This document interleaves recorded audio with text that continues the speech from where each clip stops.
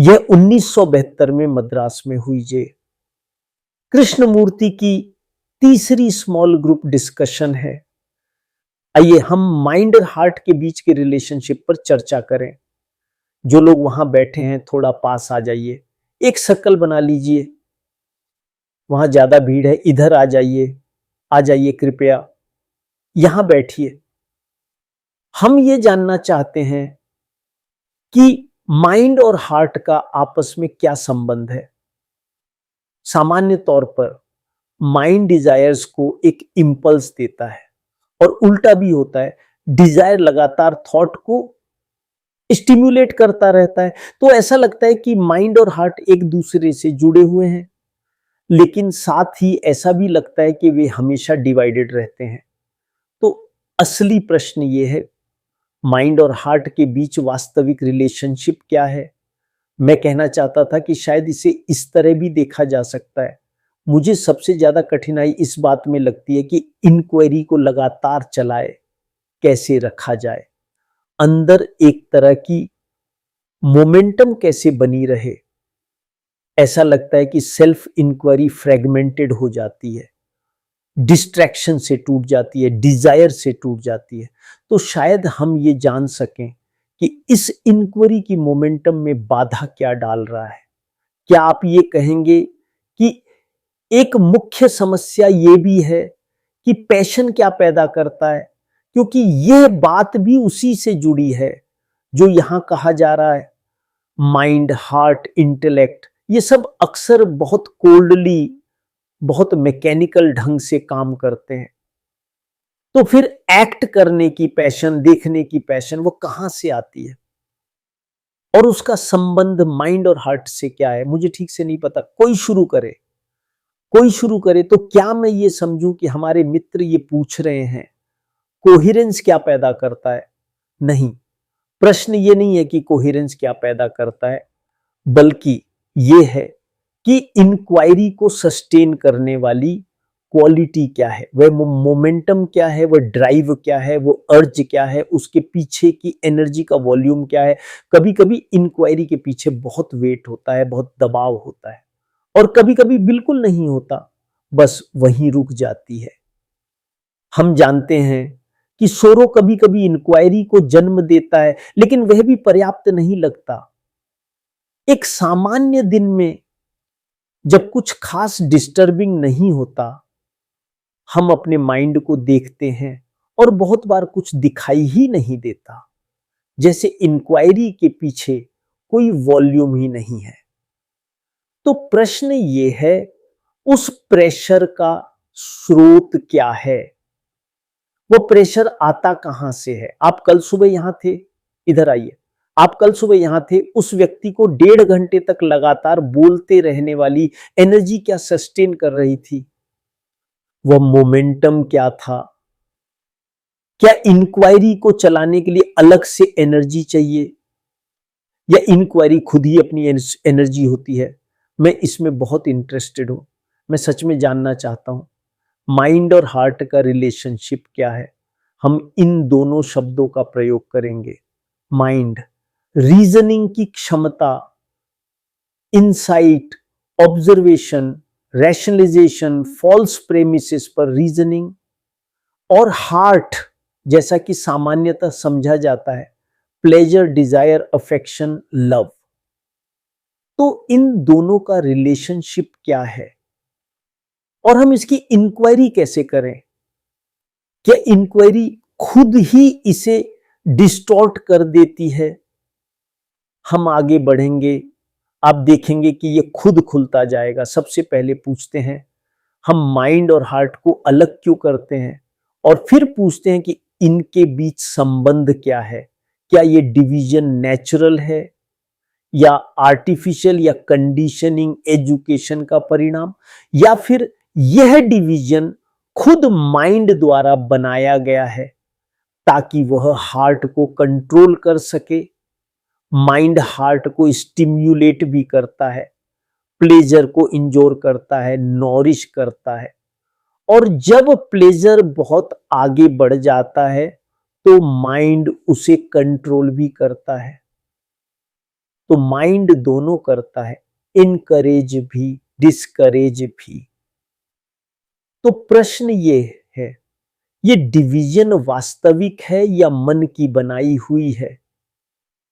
हम कहते हैं कि फिजियोलॉजिकली कुछ एक्टिविटीज हेड में सेंटर्ड होती हैं और कुछ हार्ट में, लेकिन क्या सच में ऐसा है? मैं पूछ रहा हूं शिवा, क्या आप सच में ऐसा महसूस करते हैं? मैं व्यक्तिगत रूप से इस डिवीजन को महसूस नहीं करता। जब सौरो होता है तो हार्ट बहुत हैवी होता है, माइंड काम नहीं करता। तो सौरो हार्ट का है या माइंड का? हमने अपनी आइडेंटिटी बना ली है कंट्रोलर के रूप में। कंट्रोलर ही हमारी सबसे बड़ी सेंस ऑफ पर्सन बन जाता है। थॉट ने खुद को आइडेंटिफाई कर लिया है as thinker, experiencer, observer, investigator. जब मैं खुद से पूछता हूं तो मुझे लगता है कि ये पूछने वाला ही फॉल्स है। यही डिवीजन है। लेकिन देखिए, जब मैं सड़क पर चलता हूं और देखता हूं तो कोई डिवीजन नहीं होता। मैं पक्षी देखता हूं, सुबह देखता हूं, गाय देखता हूं, कौवा देखता हूं, बस देखता हूं। मैं नहीं कहता कि अब मुझे इन्वेस्टिगेट करना है। ये एक मूवमेंट है और मैं उस मूवमेंट में हूं। लेकिन जब मैं इन्वेस्टिगेशन के साथ आइडेंटिफाई हो जाता हूं तो इंक्वायरी संभव नहीं रहती, क्योंकि इन्वेस्टिगेट करने के लिए आप किसी एंटिटी से आइडेंटिफाई नहीं कर सकते। इन्वेस्टिगेट का अर्थ है मूवमेंट, किसी फिक्स्ड पॉइंट से नहीं। तो फिर हम वापस आते हैं, माइंड और हार्ट।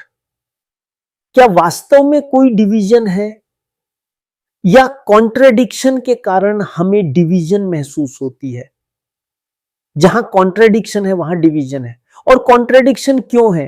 क्या कॉन्ट्रडिक्शन सच में अस्तित्व में है या हम उसे क्रिएट करते हैं?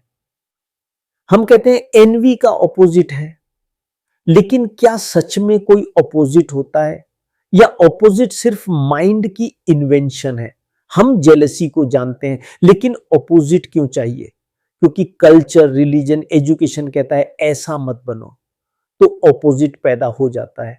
लेकिन वह ऑपोजिट कॉन्फ्लिक्ट पैदा करता है और कॉन्फ्लिक्ट कभी रिजॉल्व नहीं करता। तो मैं पूछ रहा हूं, क्या ऑपोजिट सच में एग्जिस्ट करते हैं या फिर ये माइंड की आदत है जो साइकोलॉजिकल टाइम में जीता है? फ्रीडम का उदाहरण लीजिए। क्या फ्रीडम स्लेवरी का ऑपोजिट है? मैं स्लेवरी जानता हूं, मैं इमेजिनेशन से फ्रीडम बना लेता हूं, लेकिन क्या वो फ्रीडम सच में फ्रीडम है या स्लेवरी का प्रोजेक्शन? तो फ्रीडम का जो आइडिया है वो स्लेवरी से ही जन्मा है, इसलिए वह भी बॉन्डेज ही है। इसीलिए मैं पूछ रहा हूं, क्या माइंड और हार्ट की डिवीजन भी ऐसी ही है, या ये डिवीजन माइंड ने बनाई है ताकि वह फीलिंग्स को कंट्रोल कर सके? सच ये है कि माइंड एक होल मूवमेंट है, बॉडी, हार्ट, इंटेलेक्ट सब मिलकर। लेकिन थॉट इस मूवमेंट को डिवाइड कर देता है और फिर कहता है अब हार्मोनाइज करो। और जो प्रैक्टिस करता है वह एंटिटी अभी भी वही रहता है, तो वो कभी फ्री नहीं होता। इसलिए मैं पूछ रहा हूं, क्या डिवीजन एग्जिस्ट ही नहीं करती? और अगर नहीं करती तो इंक्वायरी अपने आप अनफोल्ड हो जाती है।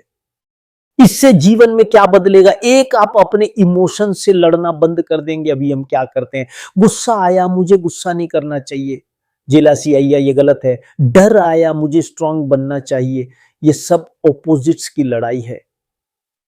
इस टीचिंग से आप समझेंगे कि इमोशन से लड़ना ही असली समस्या है। जब आप इमोशन को बिना ऑपोजिट बनाए देखते हैं तो कॉन्फ्लिक्ट खत्म होने लगता है। दो माइंड और हार्ट को बैलेंस करने की कोशिश खत्म होगी। लोग कहते हैं माइंड से मत सोचो, हार्ट से सोचो, हार्ट से मत चलो, माइंड से चलो। ये टीचिंग कहती है माइंड और हार्ट अलग हैं ही नहीं।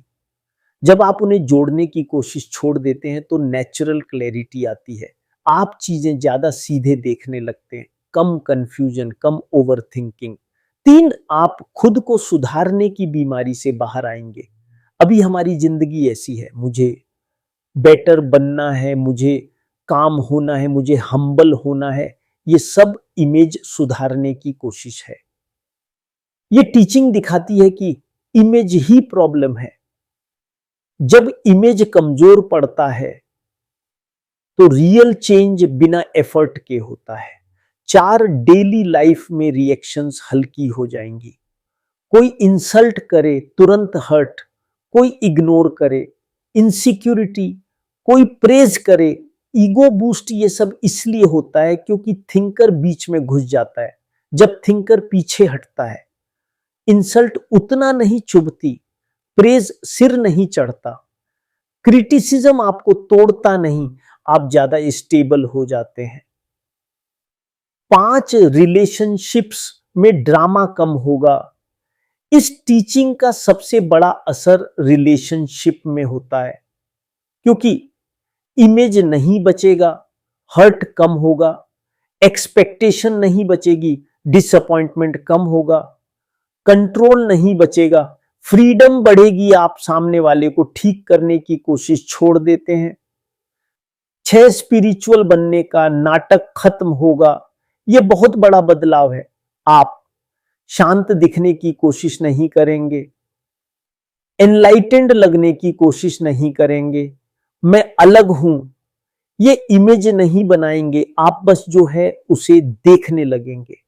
और पैराडॉक्स ये है कि यहीं से रियल साइलेंस और क्लैरिटी शुरू होती है। 7 लाइफ मैनेज करने से सी करने में बदल जाएगी। अभी हम लाइफ को मैनेज करते हैं, emotion manage, time manage, mind manage. ये टीचिंग कहती है लाइफ को मैनेज नहीं, ऑब्जर्व करो। जब ऑब्जर्वेशन आती है तो बहुत सी चीजें अपने आप गिर जाती हैं। एक लाइन में आप बेहतर इंसान बनने की दौड़ से बाहर आकर ज्यादा सच्चे इंसान बन जाते हैं।